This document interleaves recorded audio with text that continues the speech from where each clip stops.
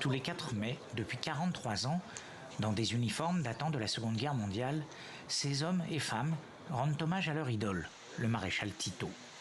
Autocrate assoiffé de pouvoir pour ses détracteurs, il fut au contraire un unificateur charismatique de la Yougoslavie pour ses nostalgiques qui se succèdent devant son mausolée à Belgrade. Parmi eux, de nombreux retraités portant des symboles communistes. Je suis yougoslave. Ils me demandent de quelle nationalité je suis. Je leur dis que je suis macédonien et que ma citoyenneté est yougoslave. C'est tout ce que je sais jusqu'au jour de ma mort.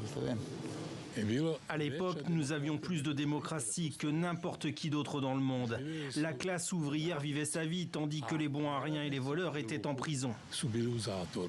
Ces yougo-nostalgiques, comme les historiens les surnomment, regrettent l'éclatement de l'ancienne Yougoslavie, disloquée après la chute du communisme en une multitude de nations et d'ethnies, autrefois soudées par un même sentiment nationaliste.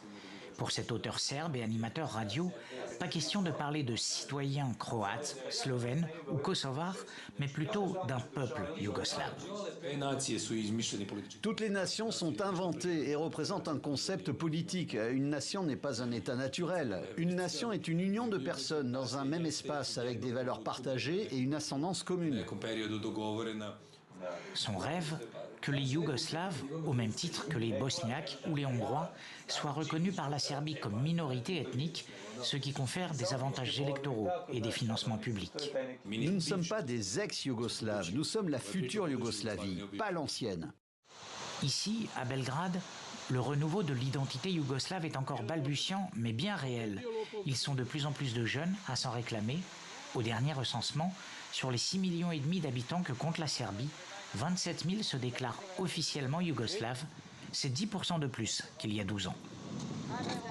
Laurent Gélin. Oui, écoutez,